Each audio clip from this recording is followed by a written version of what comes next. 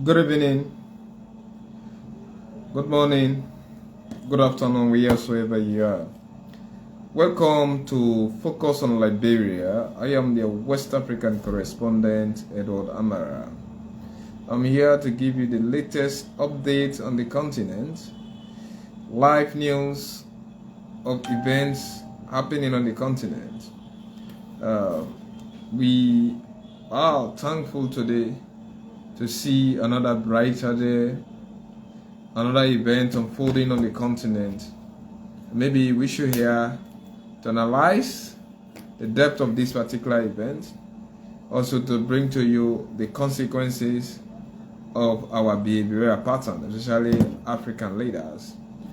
You are all welcome to this all-important show where we analyze events on the continent, especially those that are not conforming with the rules and regulations into our country.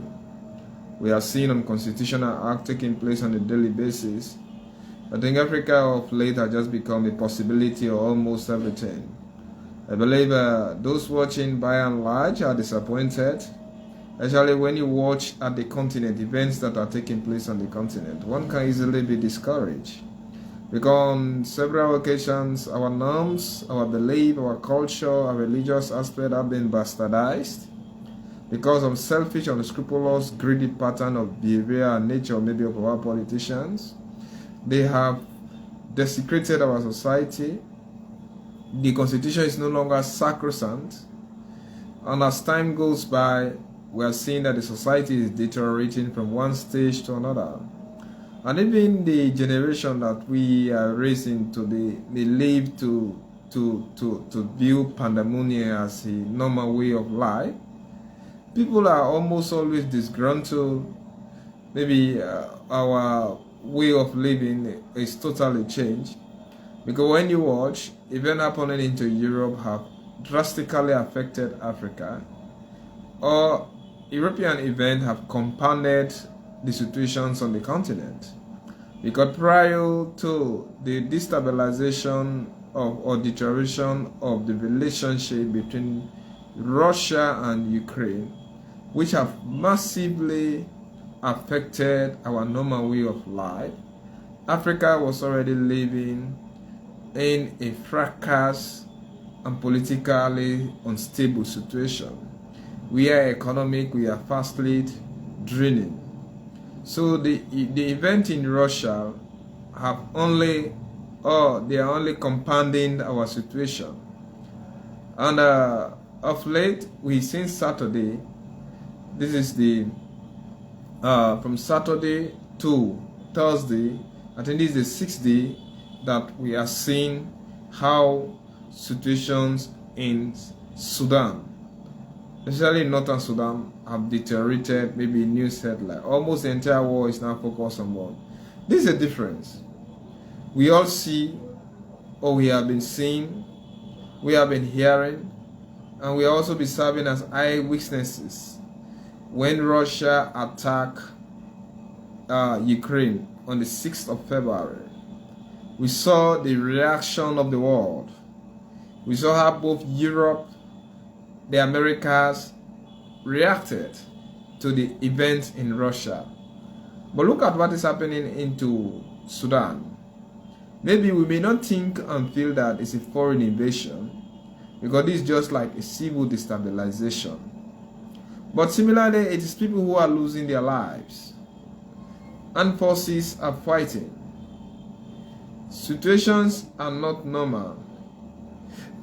Everything has been destabilized. So we are expecting the world to equally react.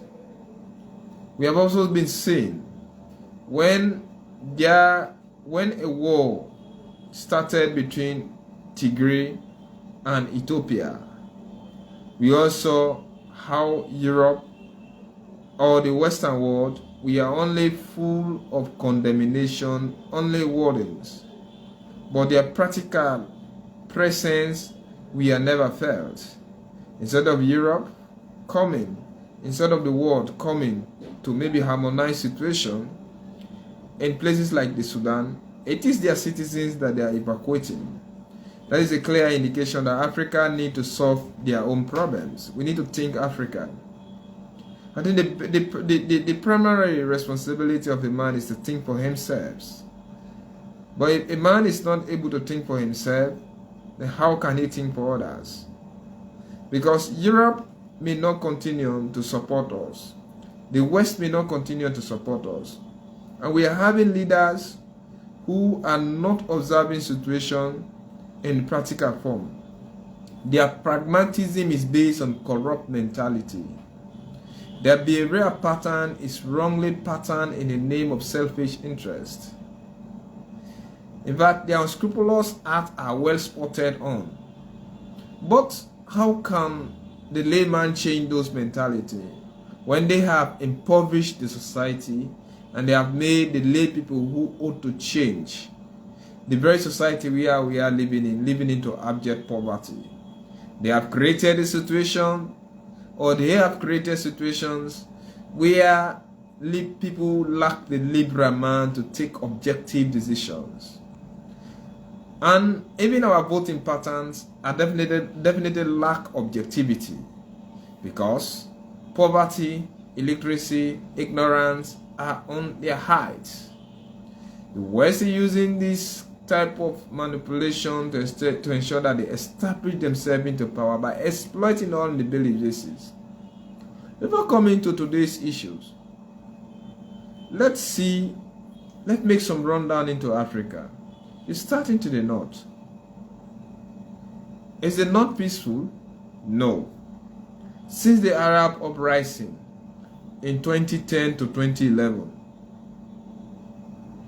we have seen unstable government in nations into the north. Armed proliferation is definitely a case of the day. Lack of centrally placed government are the order of the days. Let's see Libya. Since the fall of Muammar Gaddafi, we have seen different leaders like Khalifa and others taking places like Benghazi. Tripoli is where the government has a stronghold, but it's not stable. You have those full of the mentality of Gaddafi. You have other insurgent leaders. And you have different factions of rebels. And our African brothers have been punished because they use the North African route to get themselves into Europe. And since they are using that North African route to get themselves into Europe, and they are non-Europeans, they have been harassed, tortured, and also they are non-African. You come into Tunisia, a very strong professor who call himself a law professor, violated the constitution, sacked parliament, handicapped the executive, created a situation where he has the opportunity to appoint people who sympathize or apologies of his mentality into the judiciary. He created a type of cabinet or an executive branch of government where he only places yes men. He come into Morocco, a bit stable, but they are suppressing the blacks into the Sahara Desert, into the Western Sahara Desert. They do not even want to regard themselves as Africa. You come into Egypt, you have Alpha Sisi in power after they facilitated the killing of Musi. Musi died into prison because he has an Islamic Brotherhood party. They declare their party to be a terrorist group, and all those who have been, or all its sympathizers have been arrested and summarily executed. You come into places like Mauritania. Mauritania is of course on the West African coast, but a bit stable, although it has some Arab, but a bit stable. Then you see, even when you are coming into the Horn of Africa, you watch out Ethiopia is fighting war against the Tigrayan forces. There is relative peace, but they are also having problem with the Amara region, who have refused to disarm, claiming that Tigray, the TPF and the Tigray Liberation Forces may definitely not disarm, and should the Amhara region disarm, the Tigrayan people may use that opportunity to attack them and maybe invade or conquer most of their land, as there is a popular land into Tigray region where they think and feel that the Amara region have actually invaded the land, encroached on it, and today they are utilizing it for agricultural purpose. So that area is definitely not peaceful. You come into Uganda, you have President Museveni in power over 35 years. Since 1986, he is there, and he has his son who he wants to succeed. Declare most political parties as terrorist group, harassing Bobby Wine. You have the UDN, which is a new terrorist group forming to that part of the country, destabilizing the country. You see Somalia, Al-Shabaab, since the early 90s, things are deteriorating. Somaliland does not have an internationally recognized government. It is faced with famine. You come into Kenya, Raila Odinga is demonstrating against William Ruto. You get down into places like DRC, M23 rebels are fighting against the government of Felix Tshisekedi. You go into Congo Brazzaville, a man who has been power over the past 40 years in Guesso is still into power. You come into Rwanda, you are having a man whom since 1996 installed himself into power. He doesn't want to involve into the war, and in the year early 2000 he became elected.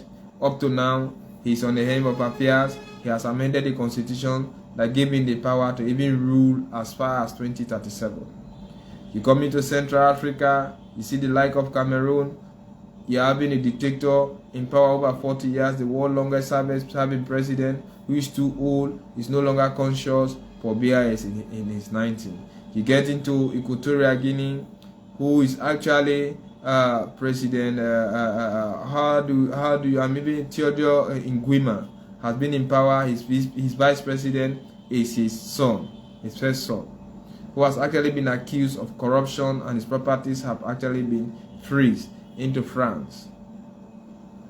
You get into Central African Republic, which is actually in Central Africa, the capital city Bongi. You have the anti-Balaka rebels fighting against the Christian government, where the former president Francois Bozizi was very strong and they have been accused. You come into Chad, since the fall of Idris Deby, his son Mohamed Infantino Deby has been in power on several occasions, have deteriorated the political situation, arrested politicians, and his opponent also, accusing them of having killed his father. Of recent, he pardoned them, but everybody thinking that he wants to use it means so that he can renounce from the military government, maybe take over power through that type of swift means. So in Guinea, coup d'etat in 2020, in Mali 2019, in Abricos, since the fall of Laurent Gbagbo, you saw Ouattara came into power. When his vice president died, he decided, his prime minister designated who should have been elected today in office, he decided to run into office, amended the constitution, creating a constitutional coup for the same thing that the man Alpha Conde was overthrown. Burkina Faso, coup d'etat upon coup d'etat. Of course, in Senegal, Macky Sall intends to run for a third term in office, though he has not announced his intention publicly. In Nigeria, kidnapping, Boko Haram, or terrorism in general, or Islamic or jihadist movement are on the increase. Political stabilization is on the increase, and the government has been accused of failure to do important things that should have brought the conflict to an end. INEC, the Independent and National Electoral Commission, is not trusted when it announced the election result. So all of these things. Somebody said yesterday, Africans seem unable to govern themselves. When you watch our political analysis, you read thoroughly about what is happening today on the continent, things are definitely worst. So now, let's come to our main headlines. Sudan. The head of the Sudanese army, that is al-Burhan has expressed doubt over the fragile peace being signed between his forces and the Rapid Support Forces. Patra, the United States is on the verge of evacuating its citizens. Many parts into the Sudan lack electricity. Internet is down in some places. Phone calls cannot be reached. Water supplies are in its shortage. Then at the same time, humanitarians have been assaulted on a daily basis, and some of them have been killed. Hospitals have been raided. Some of them have been seriously bombarded. Out of the 59 hospitals found in Khartoum, only 5 are fully operational. Even them, they are living under constant fear and threat. Children have been killed. Over 300,000 have fled from Khartoum to Chad. Chad is detaining over 320 Sudanese army. And the Rapid Support Forces under General Dagalo and the Sudanese army under General al-Burhan do not want to find an avenue of peace. Now they are having support. The Rapid Support Forces, which control the gold mines and have been involved into illicit gold mining with Russia, is having deliberate support from those people. Sanctions upon sanctions have actually been tabled on the Sudanese government by the USC and EU. And as long as there is political division prior to the invasion of Ukraine, General Dagalo actually visited the Crimea, where he had a meeting for 10 consecutive days with the Russian government. And it was by then they signed a peace accord that allowed the Wagner group to come and establish a business entity of mining gold into Sudan, which the United States, UN, and others have condemned. Unfortunately, China chose to be neutral, and China is also having interest into these people. It is unfortunate and absolutely sad to see a nation which have tasted bitter part of any worst leadership on the continent under a dictator, a de facto leader like al-Bashir. Maybe we are thinking that al-Bashir was the problem, but he has been in prison for the past 3 or 4 years. Still, Sudan has gone from bad to worst. The world is not happy because Sudan have rich natural resources. Each time there is political instability, they have the opportunity to exploit its natural resources. And those who are definitely benefiting from this political scrabble will definitely not want peace to reign into the Sudan. Myopically, the leaders are not seeing beyond their nose. And interestingly, it is the civilians that are being killed. The generals are on the street. Arms and ammunitions will now be brought into the country. The mega resources of the country will be used on arms and ammunition. And if peace is to come back into the Sudan, who knows when will the civilian government be installed? Because the generals who are fighting know precisely or very well that should the civilian government comes into power, they are going to be haunted, maybe streamlined and perfectly prosecuted. If they are prosecuted, they are going to be persecuted, and they don't want nemesis to befall them. But how can we have a peace, or how can we have peace on the continent when there is no justice? It happened into South Africa. Today we are seeing what is going on, because some amount of justice would have taken place. Some of this land would have been grabbed, sent to their original owners. You are seeing South Africa, I forgot to mention them. You are having a radical and unpredictable person like Julius Malema, who is an opposition leader. Watching at the political fever, the xenophobic mentality of the South African, do you think a man like Julius Malema can lead such country? No. He will just intensify, deteriorate, and compound the entire worst situation into the country. That is definitely sad.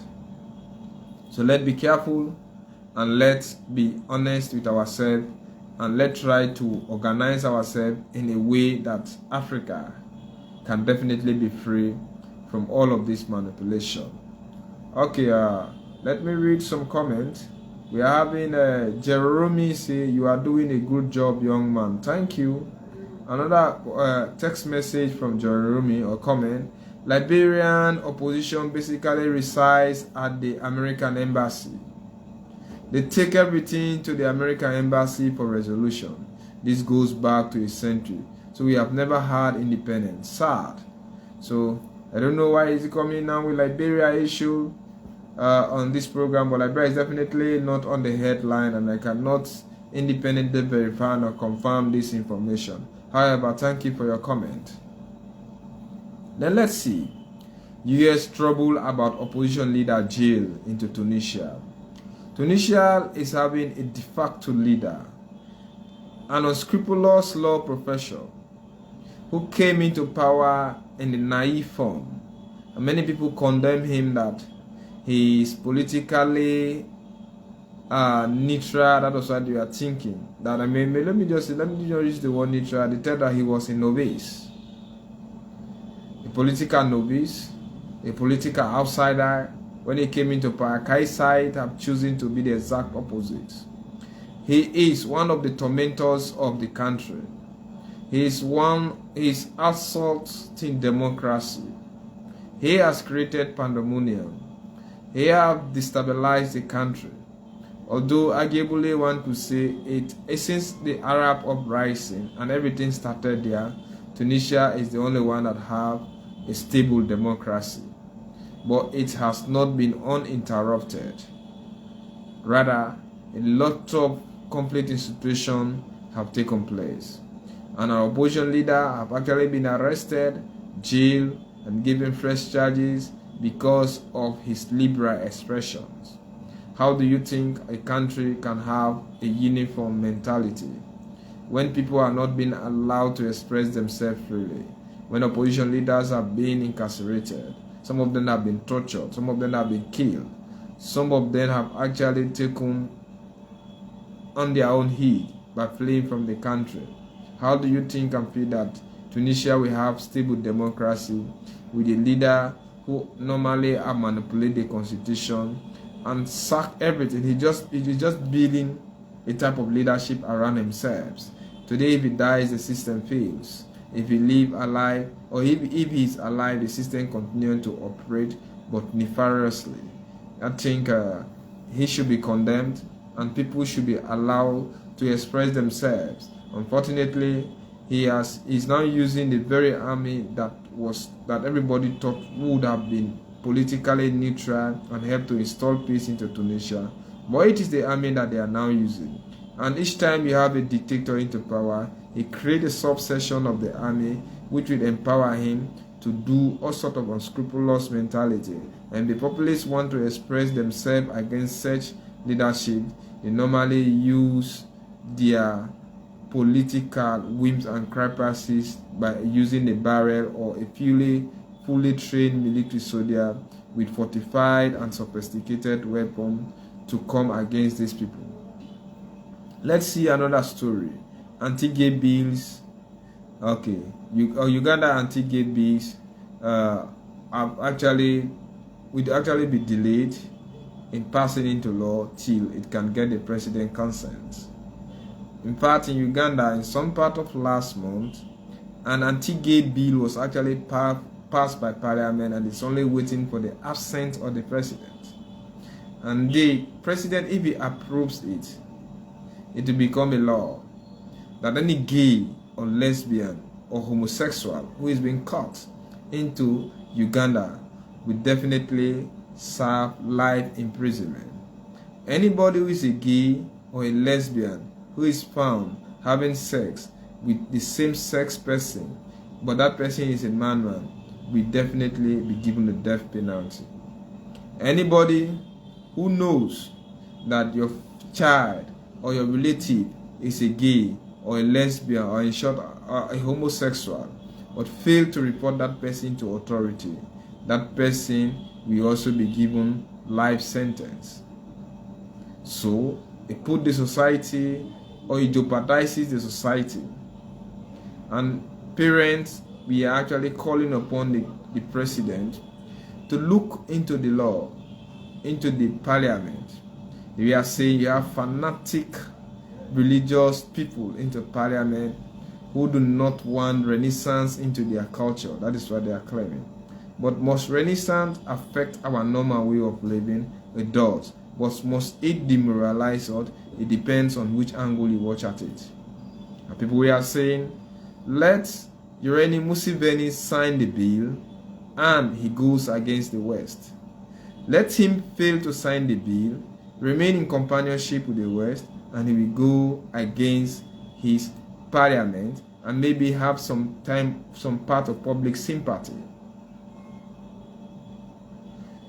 And gays and lesbians or homosexuals are definitely not encouraged on the continent.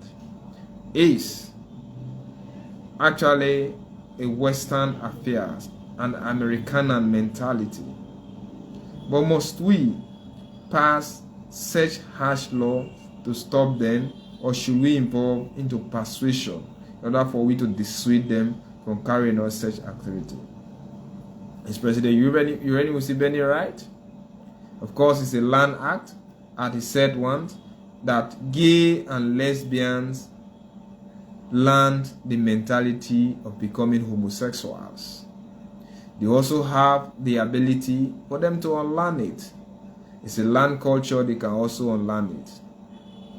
And he thinks and feels that any gay and lesbian should not be found on the soil of Uganda.